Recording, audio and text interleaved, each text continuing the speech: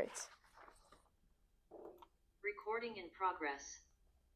My name is Eleanor Anders. Today is April 14th, 2023. The time is 3:31 p.m.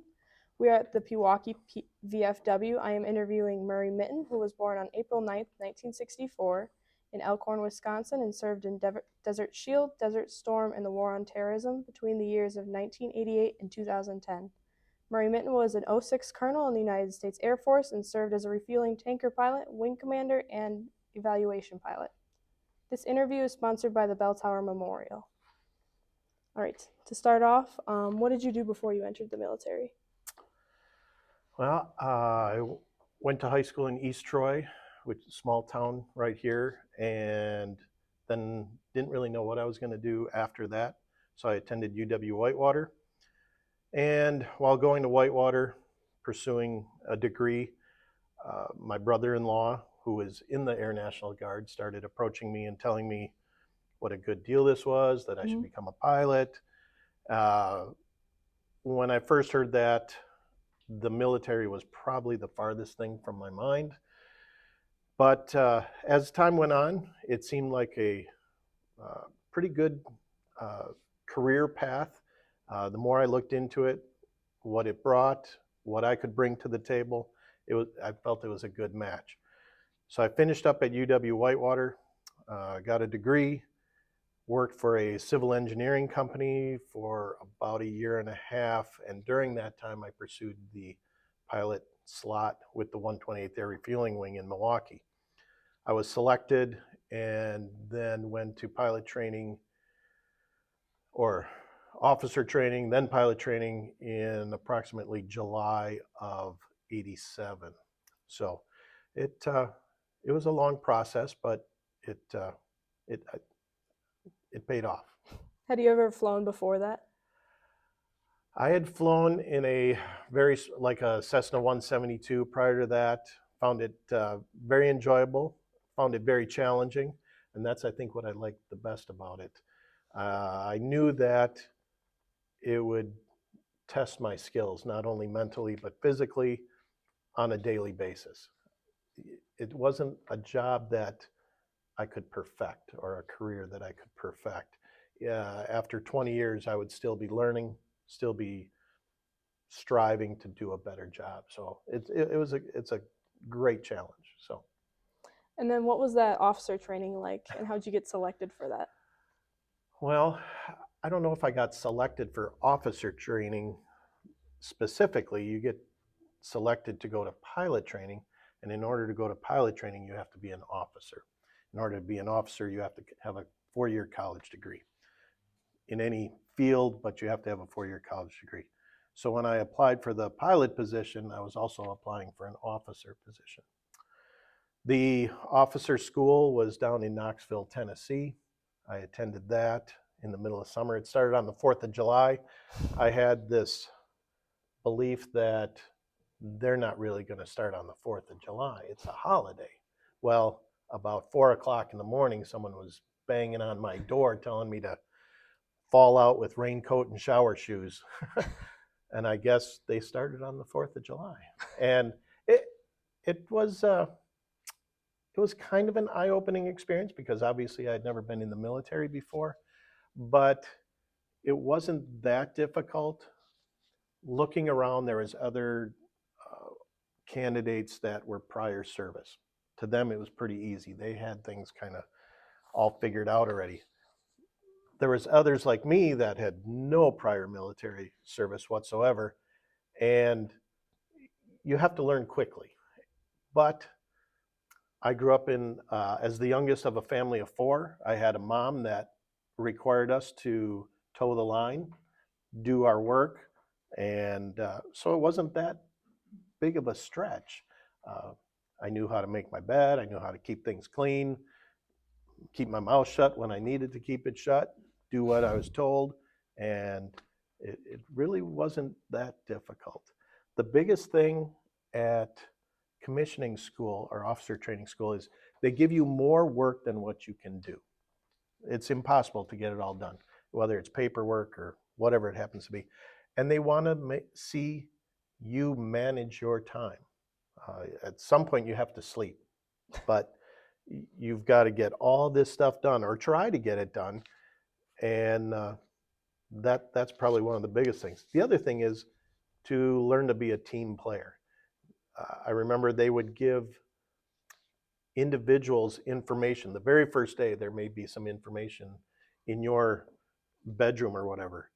And there were some people that kept it to themselves because they thought they could gain by having this information and nobody else had it.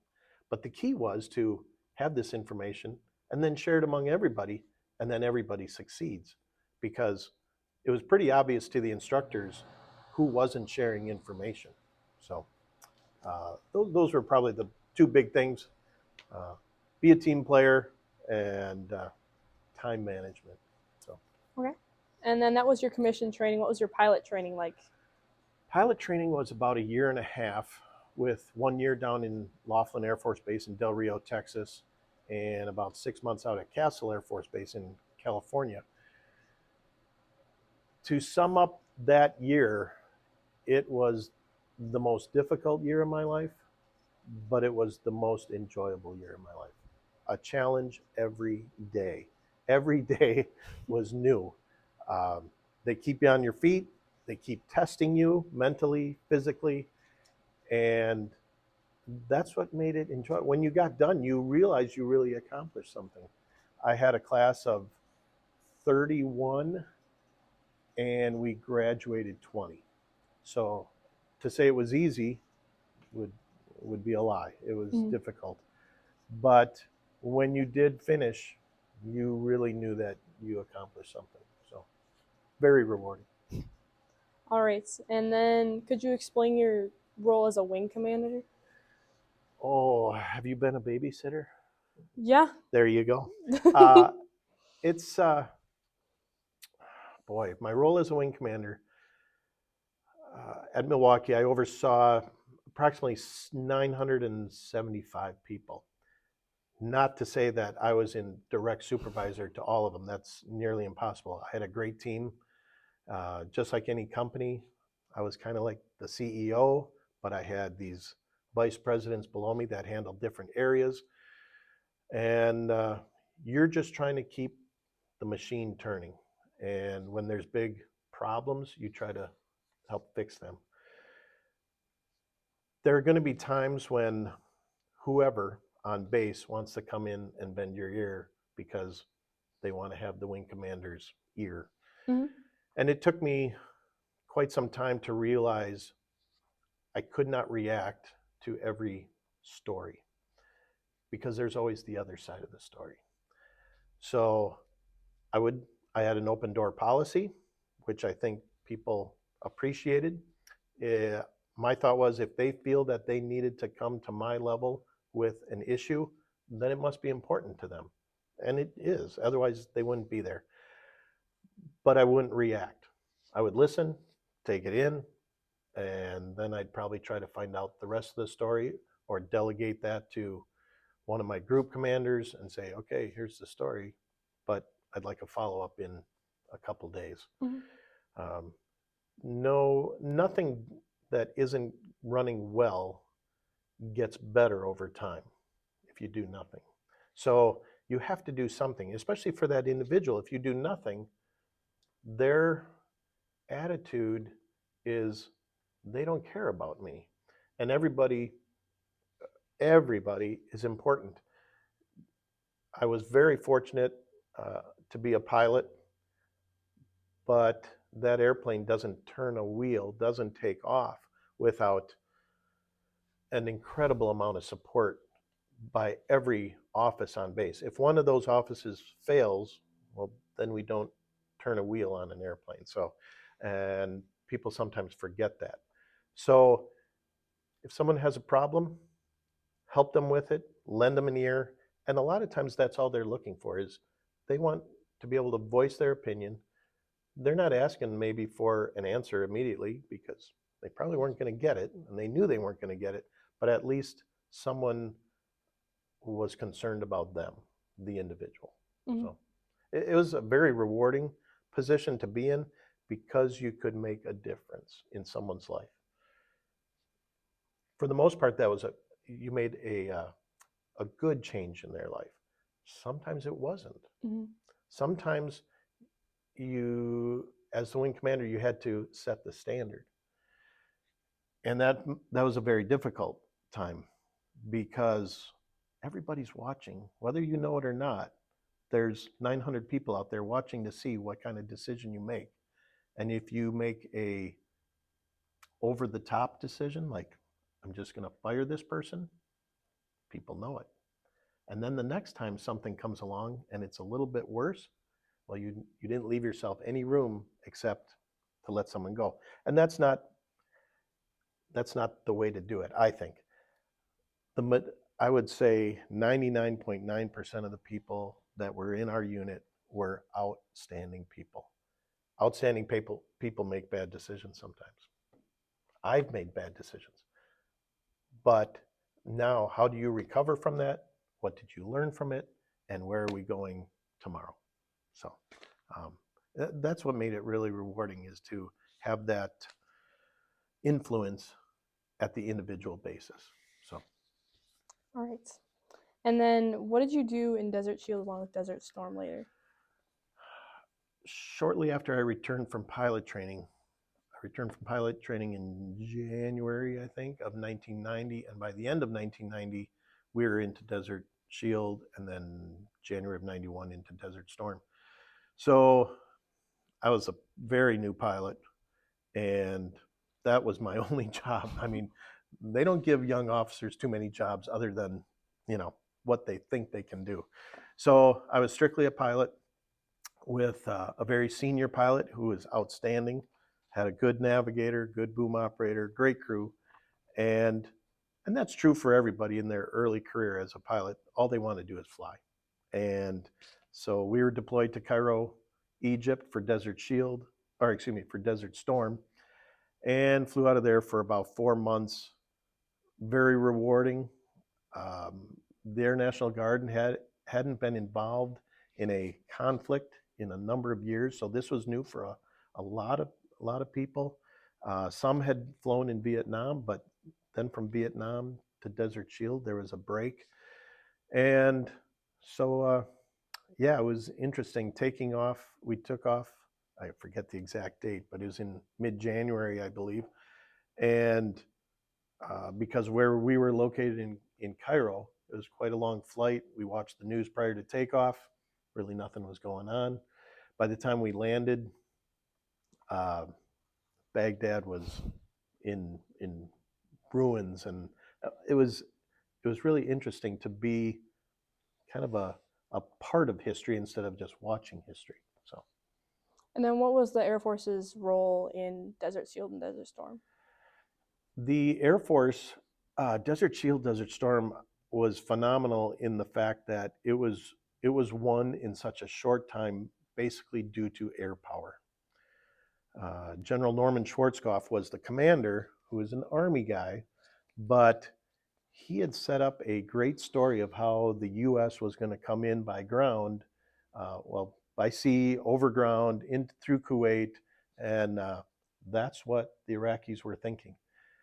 The U.S. came in by air with bombers that came all the way from Whiteman Air Force Base, flew all the way there, and flew all the way back nonstop. Uh, it was it was very quick in that we had air superiority, which once you have that, you can control a lot of things. So the Air Force, whether like us, we were out of Cairo, there was other units out of Riyadh, out of Jeddah in Saudi Arabia, and we made, I would say, pretty short work of the Iraqi forces. So, All right. And then did you do anything when you got back after those two missions? Anything? oh, Desert Shield and Desert Storm, Mm-hmm. anything different? No. Kept right on working. For me, that was kind of then the norm, because it happened so quickly after I got back that then deployments started happening, deployment after deployment after deployment. And uh, never looking forward to deployments because you're leaving home, leaving your family, for sometimes a unknown duration, but you're going with people that you like working with, that do a great job, and um, that's what all the training is for. I look at it kind of like going to school. You study all this stuff. Well, if you never had to take a test, there was no reason to really do all that studying. So do a lot of studying, a lot of training, and then when we're called upon to do our job, that's our test. And hopefully you are very successful. And I think we were. All right. And then along with those two, what was your role in the war on terrorism later on? Oh, after Desert Shield, Desert Storm, so all through the 90s, through early 2000s, uh, there was, it seemed like endless conflicts were popping up, whether anywhere from Haiti to Kosovo, um, the Middle East, and the role that the KC-135 plays in that is always going to be needed. Fighters cannot maintain in flight for long periods of time without being refueled. So we were always there. And again, uh, going places with great people, even what turned out, you would never want to go some of these places on a vacation. You wouldn't go to the travel agent and say, hey, I'd really like to go here. But if you go with the right people, it makes the world a difference. I've been some great places with maybe not so great people, and it's not enjoyable. And I've been some really terrible places with awesome people, and those are memorable trips. So lots of flying, lots of doing our job and doing what's required. And it's not easy. It's always challenging. All times of the day and night, you do what is asked of you. So. All right. And then, since your experience was a little bit different being in the National Reserve, what do you think your experience was like being not living in a base all the time? You lived at home. Mm-hmm. That was awesome. Uh, for me, like I said, I grew up in East Troy, went to East Troy High School, joined the Wisconsin Air National Guard, live in East Troy, built a house in East Troy. My children went to the same school as I did, had some of the same teachers as I did. So to me, it was the best of both worlds. I got to do exactly what I wanted to do in life. I loved flying for the military. I loved traveling all over the world, doing that job. But then I got to come right back home and live where I wanted to live. I didn't have to worry about every 4 years packing up and going someplace else. My, uh, my immediate family, my extended family all lived in that area. Uh, I liked that. And it was the greatest career. I mean, all around. I could not ask for anything better. Could you have imagined you doing anything else? Oh, when I was growing up, I wanted to run a sporting goods store because I love sports. And after a while, I thought, and then I did work at a sporting goods store for a while. They worked a lot of hours, weekends. I thought, no. But for some reason along the way, like I said, about kind of coming through high school and then in college, listening to my brother-in-law, seeing him go to Hawaii for the weekend, and he got paid to go to Hawaii for the weekend. I'm like, that seems like a pretty good job. But the more I looked into the flying aspect of it and had a couple flights with a local pilot in East Troy and found that this is challenging. I mean, yeah, it's a great view. You get to see the world from a different angle, but it was good. I knew it was going to be a challenge. And like I said, I played a lot of sports and I thought I was okay at them. So I knew the physical aspect of the flying an airplane would be a challenge. And I did okay in school. And so I knew the mental portion of flying an airplane would be a challenge as well. And it fit me. I did not want to be an accountant where debits and credits are perfect. You can have a perfect spreadsheet. Flying an airplane, you will not fly a perfect airplane. You want that room for improvement. Oh yeah, the challenge, everything's different. So every day. All right, and then you've shared a few life lessons. What's one, if you could pick one, you're most important that you've learned in your military life? One, to be, as moving up the ladder and getting into command positions, making decisions in a timely manner, owning that decision, and when you do that and you make that decision, it better be your decision, not because of the influence of somebody else saying, this is what I'd like, this is what I think you should do. Well, you don't need me in that position if you're going to just tell somebody what decision you want them to make. So I made decisions based on what I thought was best with the information that I had at the time. Sometimes you do find out that maybe it isn't a good decision, but I always felt a bad decision is better than no decision. No decision isn't good for me. It isn't good for anybody else. We're not going in any direction at all. A bad decision is okay in that you find out pretty quick it's a bad decision and then you can change. But no decision is not good. But again, I've made decisions that I knew were going to be difficult for me to, I knew there was going to be backlash, but I knew that at the end of the day, I could look at myself in the mirror and know that that was the best decision. Everybody's going to be a critic. It's easy to be in the cheap seats and throw out your comments. But when you say, okay, you make the decision, it gets a little bit more difficult. But I liked being in that position. I liked making decisions. I think I made good decisions. Not only, and not for me. I really felt when I made a decision, it was based on what is best maybe for that individual or for the group, not for me. When I got to that point, if I wasn't able to take off my rank, throw it on the table, and walk away, then I shouldn't be in that position. So. All right, and then what's your most important contribution you think you had while your time in service?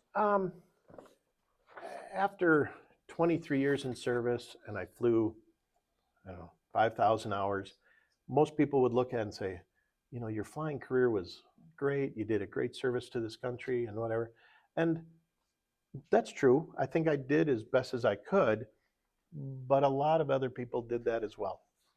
I'm not taking away them or what I did, but I think for me, the best contribution I made was hopefully molding young officers to be future leaders, leading by example, setting the tone, showing them that you don't have to boss people around, you don't have to belittle people. I think through 23 years of being an officer in the Air Force, I never gave an order. I never had to. I hope I built a reputation of asking people. And if I asked somebody, they felt that it needed to be done. I tried to build a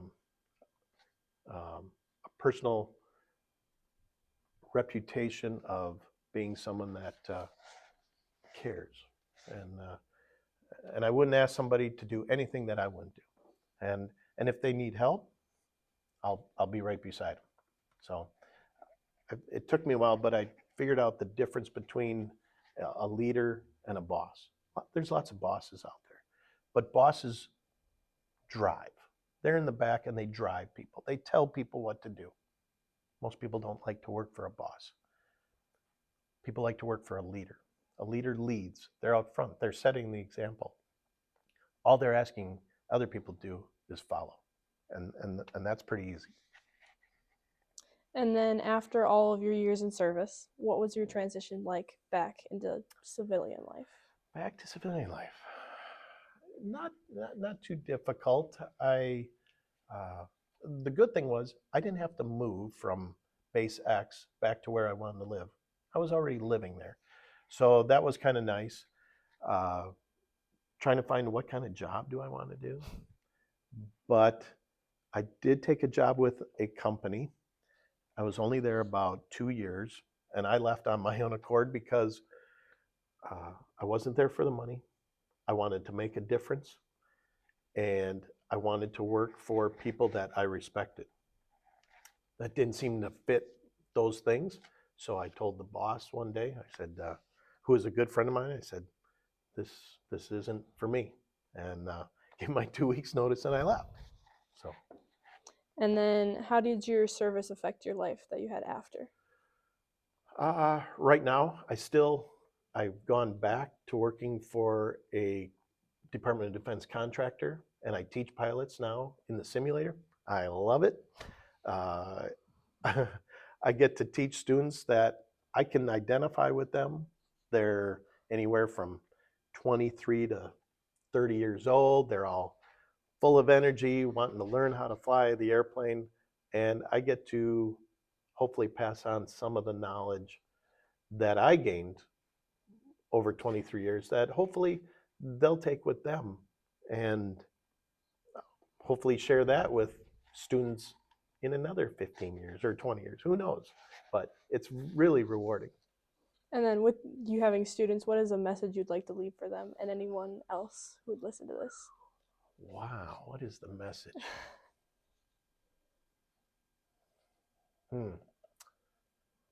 Probably maybe two things in that kind of touched on already, but lead by example and be true to yourself. Once you start bending who you are, sometimes it may be hard to figure out who you are. And at the end of a career, whether that's 10 years, 20 years, 30 years, you want to be able to look back and say, that was me. Whatever it was I did, good, bad, or indifferent, that was me. What I brought to the table was me. And hopefully I made a difference. And then is there anything that we missed that you'd like to discuss today? Let's see. It Anybody that's been in the military, if they think they've done it by themselves, they're wrong. And I'll bet 99% will say it wasn't just them. It took a team, and not just a team on a base, whether it's Army, Air Force, Navy, Marines, whatever, but at home as well. I always thought my wife had it more difficult than I did because when I would go somewhere, I knew exactly where I was going, what it was like, where I was flying, all those things. I knew exactly what it was. And if I was in danger or not, or whatever, she had no idea what that was. So she had the unknown. I did not.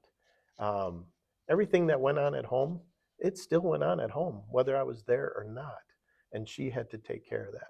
So she definitely bared the burden of me being gone, whether, the day to day things of paying the bills, taking the kids somewhere, dentist appointments, doctor's appointments, whatever. She handled all that. Without that, um, I definitely could not have done my job. And I don't think I could have gotten to that point without her. I got married before going to pilot training. She was there during pilot training. Boy, oh boy, she kept me where I needed to be. Mm-hmm. She was like your lighthouse in that, Oh, that yeah. long journey. Yes. Yeah. All right. And then anything else? Like, what was your life like for your wife when you came back? Did she change at all? Was there anything else? No, I think she was happy to see me. It was, there's the old saying of distance makes the heart grow fonder, and that is somewhat true. But I'm sure it wasn't easy at times because there was many times I would go and I couldn't call her. It isn't like now where you can pick up a cell phone around the world and call. That was not the case. So again, she's watching the news and wondering.